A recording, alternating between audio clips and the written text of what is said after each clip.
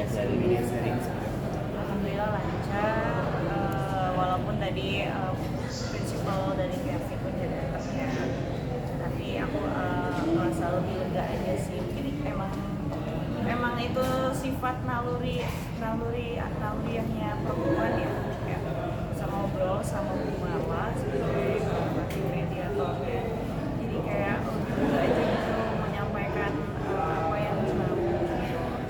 Mudah-mudahan juga semuanya bisa tersampaikan. Ya harapannya mudah-mudahan minggu depan di sidang mediasi berikutnya bisa ya tercapai lah insyaallah. Legalnya gimana Kak? Ada titik terang apa gimana?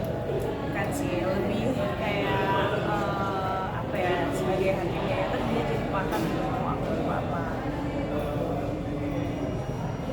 Minggu depan mediasinya bareng Virgon atau gimana?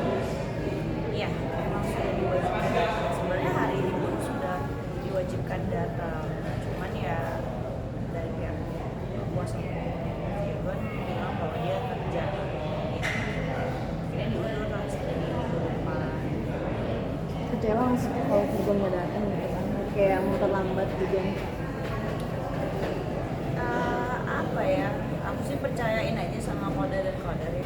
Jadi mau diundur sampai tahun 2200 pun juga apa ya, percaya aja lah sama tatapan Allah, karena memang Allah memberikan apa petunjuk buat aku, ya nggak akan ada yang bisa yang menghalangi. Tapi ibunya Virgon bilang sampai kamu mungkin terlalu berlebihan gitu loh Pak, sampai untuk royaltis. Berlebihannya yang seperti apa? Kan di sini yang mediasi itu kan antara aku dan Virgon, ini ya DJKI, kemudian sama label. Kan di situ nggak ada pihak lain selain dari kami berempat ya. Dan poin-poin yang diketahui itu kan juga belum tersampaikan nih, karena kan tertunda nih sidang mediasinya sampai minggu depan. Kok bisa ada kata-kata berlebihan untuk itu dari mana? Itu kan sebuah statement yang terlalu prematur ya.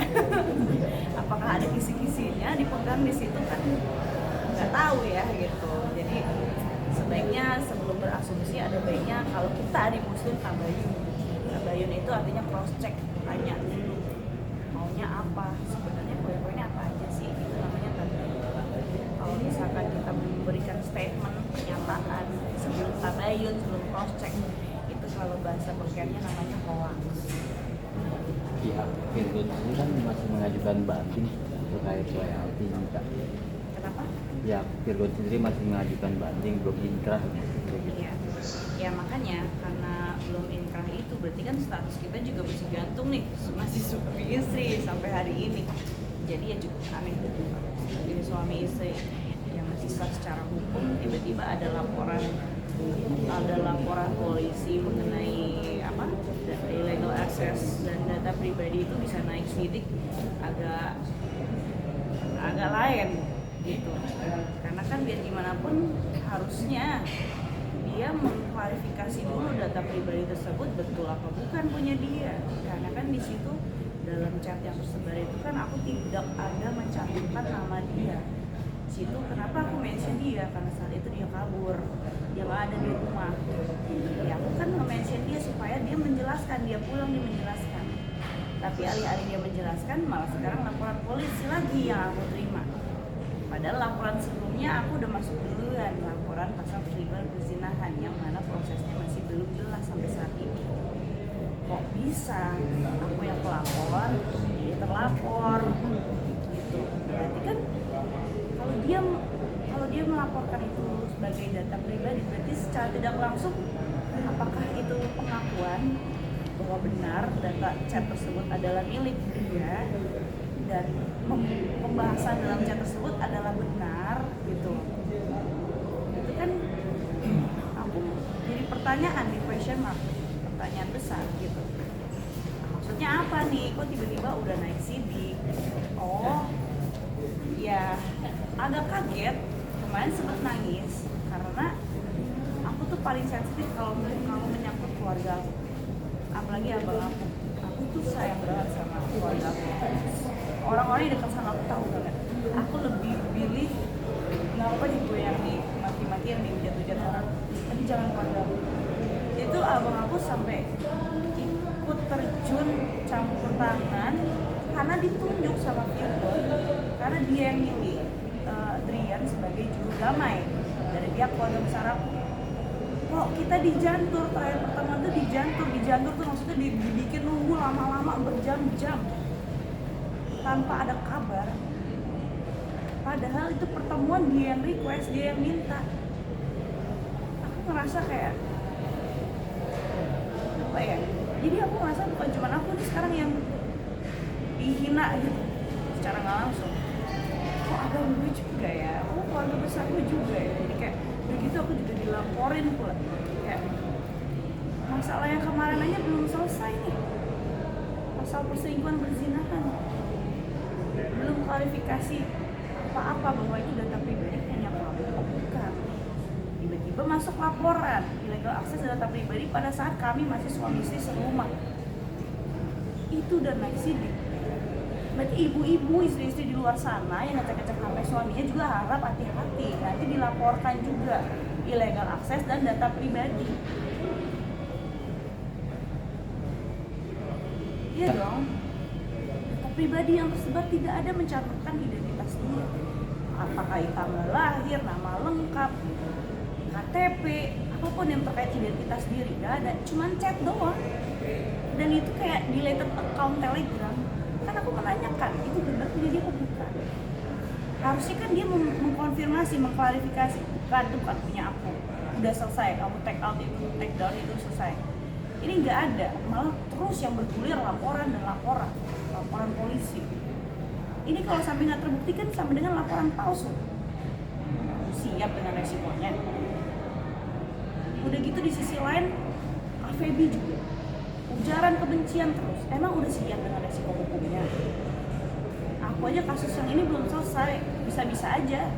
Cuman, ya gimana?